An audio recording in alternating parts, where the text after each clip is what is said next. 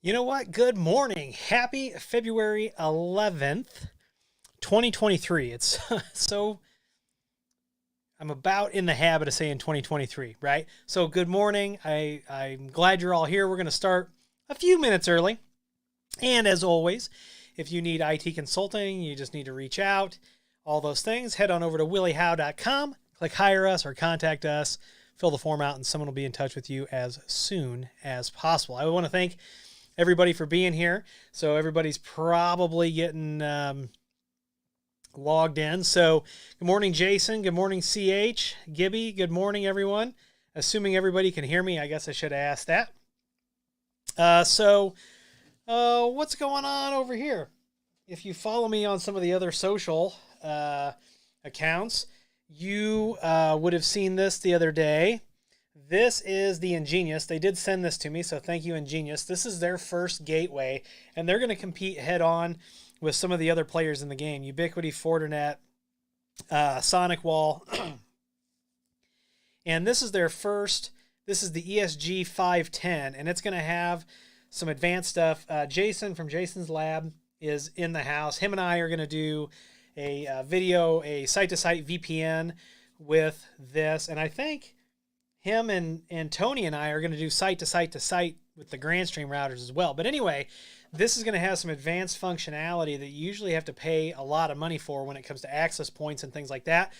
So I've got this out of the box. I haven't had a chance to play with it as much as Jason has. But I know he's keeping a list of things, and I'll be keeping a list of things. There's already some things that I found when I was in his controller that I was like, I emailed our contact about. So and somebody, JJ Mart, 3Com. Yeah. Good morning, CH. Hey, Tony with Quick Tech. Tony did a great video this morning. So you all know how I feel, or you should know how I feel about the content filtering and the network control aspect of the Synology routers. In my opinion, for the price point, for the vertical that they're in, it doesn't get any better. Synology does it better than anybody, hands down.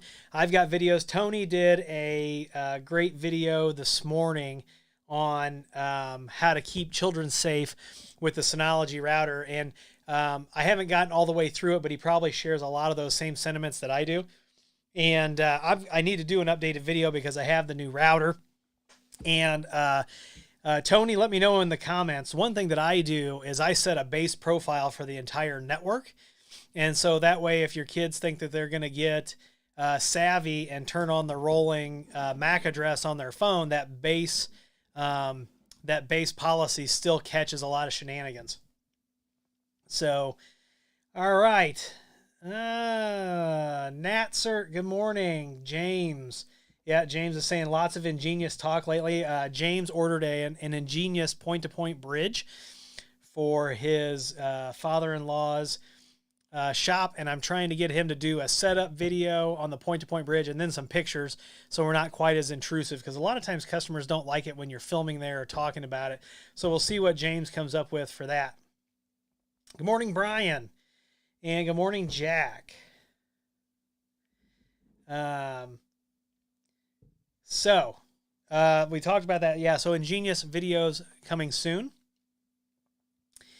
And I appreciate you, Tony. Tony's been a friend for a while. And I do have the newest Ingenious Wi-Fi 6E AP that is also going to be, I'm going to do a video on that. And then I'm not sure what my side camera is pointing to. Let's see. All right, so it's close. But right here, this, I had to move it around. I was pushing on my keyboard. So this is the Synology DS923 Plus. And so this, if you didn't watch the video on it, this is going to be a mainstay in all of our videos all year. A lot of content will be based around that. But I've got a surprise coming from Synology that I can't talk about yet. I am under embargo for a little while on that, but you are definitely going to like it. So what else? Tomorrow in the States, Super Bowl Sunday, so everybody's probably getting excited, getting ready for that.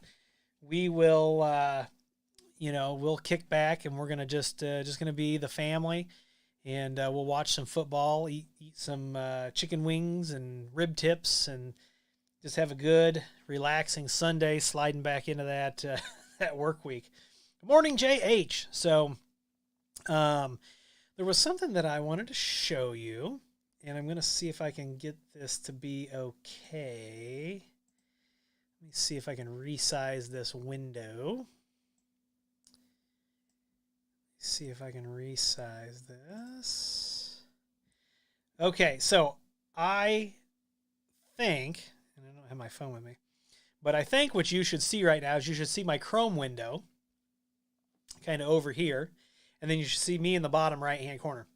Now, one thing that I'm going to start incorporating into all of my videos is captions. And I am going to donate to the person that created webcaptioner.com for a few reasons. First of all, you can use this web captioner just as it is, but it's also got hooks where you can tie it into other programs. And so I can tie this directly into OBS, right? So anything that goes through there, I can put my captions at the bottom. Now, this is a work in progress. I've been watching some other videos on it and things like that, but let me show you how easy this is. So this is just webcaptioner.com. I'm going to click Start Captioning, and you're going to see that it is typing on the screen pretty much exactly what I'm saying. I have been playing with this. Now, you can adjust the pauses, the timeouts, and things like that. So you'll see I waited 2 seconds. It automatically went down a line. This is good for a couple reasons, I think. In my videos, I tend to talk faster than what I should. And having something like this, even if I get it down to 1 second, is going to make me change my cadence a little bit. It'll probably make things easier to understand, but it will definitely make the captions better, right? So if you're like me, look, I'm only 40, right? And to all those people who were 40 that I called old when I was an 18-year-old punk, I'm sorry. But like, people are living 80, 90, 100 years old. Even at 40, I've listened to a lot of music, been to a lot of concerts, still listen with my earbuds on, but I keep them lower. But, you know, you've got kids running around, you got background noise. Sometimes when I'm going to tell you this, I have captions on my TV all the time. So when we watch TV, I am paying attention to the scene and reading the captions. I also hear it, but the captions are very helpful, not only for me, but for people who have legitimate hearing issues, who are either, you know, hearing impaired or have damaged hearing. Captions are going to help, and I think this is the next step. And then the other thing that we can do with this is we can take these captions and we can get them translated into other languages. So now I can offer different languages for subtitles and things like that. So you can see this has been keeping up, and this is running right in Google Chrome. You have to run it in Google Chrome. So go out to webcaptioner.com. Make sure you drop this fella $20. He's done a great job. The other thing that I don't know that if you've noticed, and I've been kind of trying to watch a little bit, is occasionally I say and a lot. As I haven't really pronunciated it, it hasn't been sticking the ums in there. But now that I'm concentrating on it, it looks like it is. So we'll see how that works, but I can also download this. That'll give me a chance to edit it.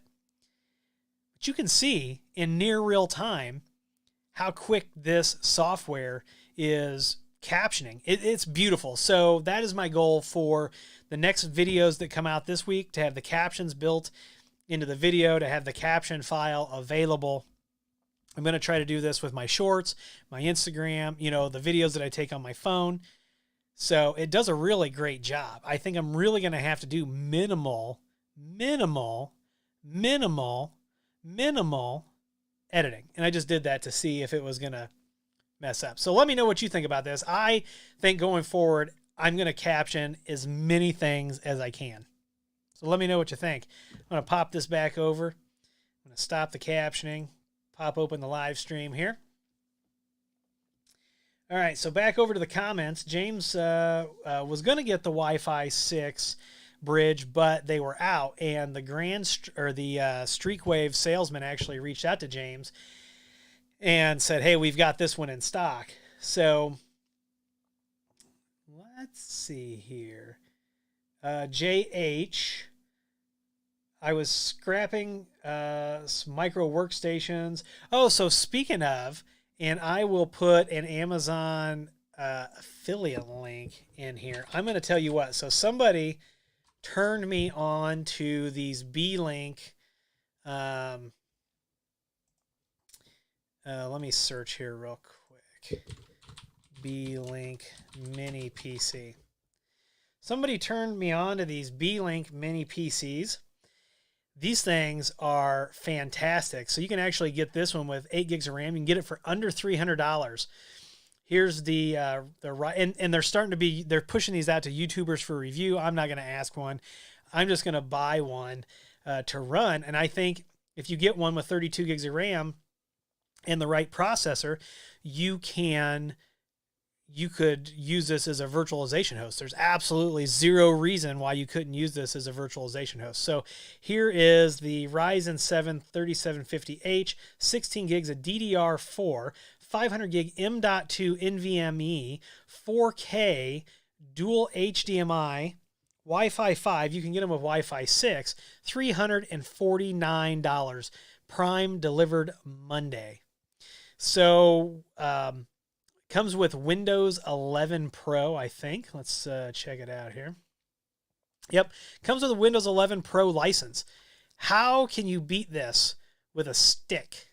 How can you beat this with a stick? I don't know that you can. I'm going to paste this over. This is an affiliate link, but I'm going to paste it into the chat if you're all interested. That is the B-Link Mini PC. It's fantastic. So back over to the comments. Jason says, makes sense to me. 5 gigahertz should be plenty. Yeah, absolutely. And James is explaining the point-to-points roughly 15 to 20 feet. And we're not doing 60 gigahertz. James and I talked about this. And the reason that he's not doing 60 gigahertz is because he's not going to mount on the outside of the building. He's going to shoot through walls, right? And if you've ever done anything with 60 gigahertz, you understand that it's difficult to get this to go through walls and things like that. It's just the nature of the beast. As you scale in frequency, the environmental blocks and things like that, they become more and more prevalent. So Jack Squat says that's one long sentence. It sure is, but it's something that I can edit later on. JH says, can it work in the background of, say, a Teams meeting to make notes from? Yes, JH, if it can hear. So I was on a phone call when I was testing it yesterday, and I wasn't even on speakerphone. I just had my phone semi-close to the computer, and it was my microphone was sensitive enough that it picked up that conversation and started transcribing it. So let's see. Jack Squat says, I'd like to buy a period. Yeah, absolutely. For sure. It'll be interesting to see. And hey, Jeremy's in the house. I love my B-Link so much. We now have 7 of the Intel units where I work. More will be ordered later this year. So actually, I am looking at a computer lab project for 10 computers. And what's really nice is they do come with the Visa mount. Is it Visa or Visa? I can never tell. But they do come with the mount where you can mount them on the back of a monitor. And so it works out really well. But yeah, you should definitely check it out if you're looking for a small, inexpensive PC. And I've had multiple close friends tell me about them. And then one guy who he's an MSP, and even though he has remote access, these are inexpensive enough. He drops one at each client site as kind of like that's where his jump box is for the client, so he doesn't necessarily have to remote into the client machines, and I really like that. So what's everybody else up to today? I have got the Synology stuff going on. We've got Ingenious stuff going on. Of course, GrandStream stuff, which is going to be the bulk of the videos along with Synology for the next couple weeks. Of course, Ubiquity making all kinds of progress on things. And I am waiting for my Grandstream hotel phone to show up. So they came out with hotel phones specifically for hotels, and I can't wait to get my hands on that. JH says, I use the Lenovo mini seat PCs for jump boxes with built-in COM ports and dual NICs. So I am traditionally at this point a Lenovo mini PC person, but that's why I wanted to test the B-Link, because I'm like, is it too good to be true, right? Are the specs too good on these B-Links to be good? No, they are. Turns out any of the problems that I'm having with Windows 11 has nothing to do with the hardware.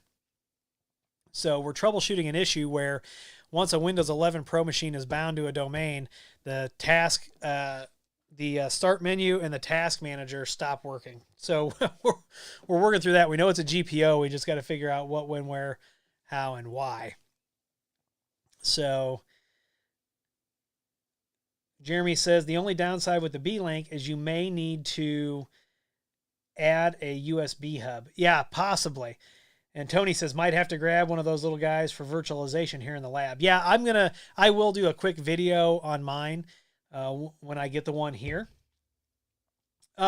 Gibby asked a really important question. So Gibby's question was, any installs using the Grandstream in-wall APs any good? So I have one of those en route. It will show with my hotel phone. I don't know if I can get that till Q2. They only get so much allotment that they can send out to the reviewers. So, but I am getting one of those. So I don't know yet, Gibby, but I will let you know as soon as I have one, what I think about it. So, and then, thanks to Tim got, our website upgraded. Now the actual face of it, the template didn't get upgraded. The, undercarriage, the underpinnings, the framework of my website has been upgraded. And so, we are going to begin selling mini courses. Things that I can't technically certify you in, but things that we've done enough that we know we're experts and we want to help people do things correctly. So you're going to see it. We're going to try some bite-sized things, right? Like we're going to dive into like a specific topic and do like, you'll have a PDF and you'll have the video. We don't know if we're going to open up a forum yet because there's a lot of moderation to forum. But you'll definitely get a PDF and you'll get the video, and we're looking at the price point. Like for one specific topic that somebody wants, like what's that training worth, right? Is it $25 a video?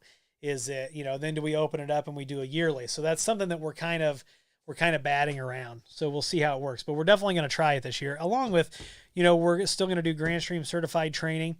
I'm waiting for them to update the network training to have the switches included and the routers. And then I will stay on Grandstream relentlessly until I get my Grandstream certified trainer cert in the networking side so that I can certify all of you as professionals. So, and then Bob Carpenter's not in the house. So Bob found the last 3 bottles of Crown Royal Blender's Mash in Canada.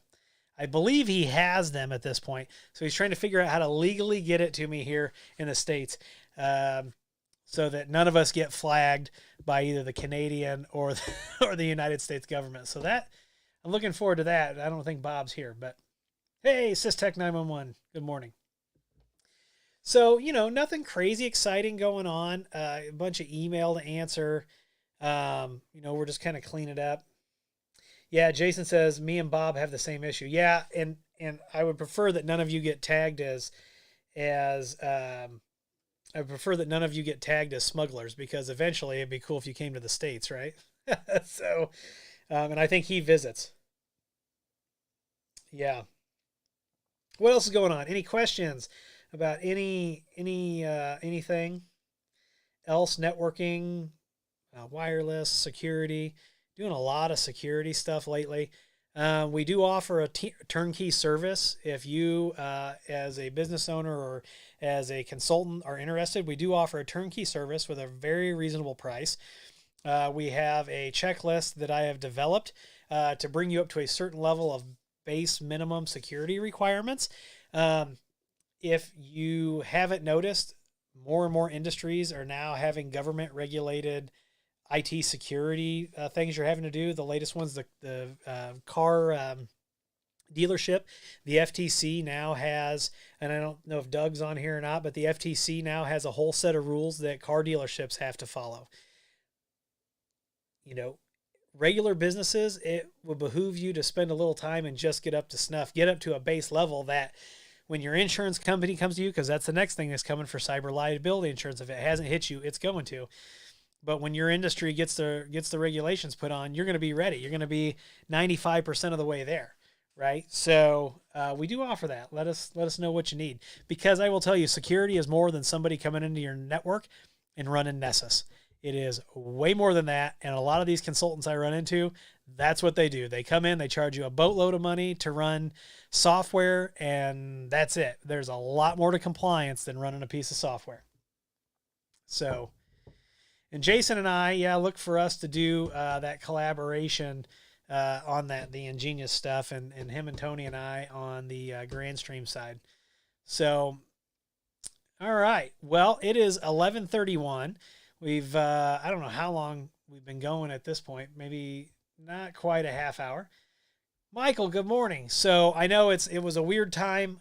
My mom popped over, which is why I didn't do the regular 9 a.m. time. Your parents get a little older, and when they want to stop by, come on over, and we sat around and talked, and they brought the kids some Valentine's candy. It was kind of nice. So it was kind of nice, if you're lucky enough to have somebody in your life that's not always there, and they can pop by and say hi, why not? So David Adamson says, hi, have you used NDI before? So I know what NDI is. The cameras and stuff that we use have NDI capabilities. I have not dived completely into NDI, but I have a sound audio guy that I talk to, and he loves NDI. So JH says most policies are requiring full support now and no EOL stuff. That's exactly it. There's so JH is not even scratching the scratch of the surface, right? That's just one thing that you can't, to get cyber liability insurance, or to be, one of the first big security drivers for a lot of places was PCI compliance with credit cards.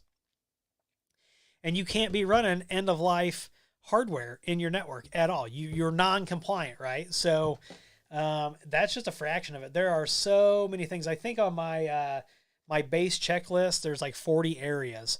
And this is everything from gathering an org chart to HR. I mean, it's the full kit and caboodle when we talk about it. So we'll help folks out with that. And we do offer the automated scans. I take it a step further than a lot of the people that will charge you to just come in and run Nessus on your network.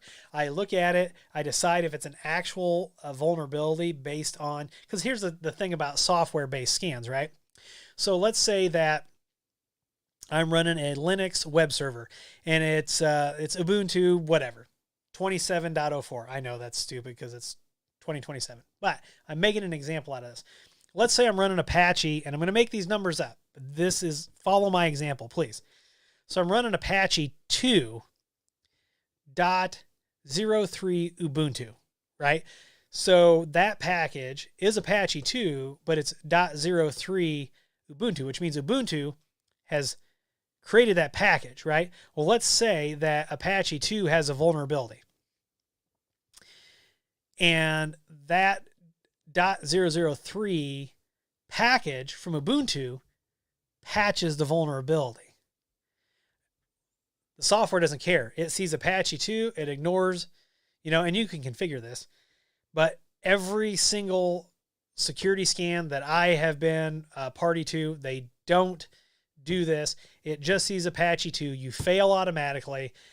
Now you have to go, you have to fill out a bunch of paperwork and do screenshots, blah, blah, blah, blah, blah. It's dumb, right? It's whoever's doing the security scan, they're charging you enough money. They need to look at the results too. That's my opinion on it. But Gibby says, I'm rebuilding our network and have tightened our security practices for this purpose for the future. A lot of long hours. Gibby, if you ever want a second set of eyes to take a look and see, I'm always having people double check my stuff. Other IT people in the industry, I can call them. We're getting ready to go through another audit with the state of Illinois. for police department. So I made a call, right? Because I've never done it, right? I've never done a state of Illinois police department audit. So I called somebody who's been through it for the last 20 years, to ask very specific questions. That person has also gone through FBI audits, which we don't have to do, but what's the saying? None of us can be as wrong as all of us, or something like that. Anyway, Gibby, if you, like I said, if you need double set of eyes on it, send it over. JH says, I see a lot more completely air gap networks coming up. I have stuff I have to run being sold as new that run on embedded Win CE or XP. Yes, and unless they are paying a boatload of money to Microsoft, Windows XP's out the door. Windows 7's gone unless they've got that extended support from Microsoft, which is expensive. Expensive. Hello, Iron Fist. So it's definitely crazy. So we've been going about a half hour. I'm going to sign out. You're all awesome for being here with us this morning. Next week, I will return to my same 9 a.m. time slot. If you need anything, reach out over at williehowe.com. Click hire us, contact us, fill that out, and someone will be in touch with you as soon as possible. Once again, I'm Willie. I want to thank you for being here. And as always, I will see you in the next video.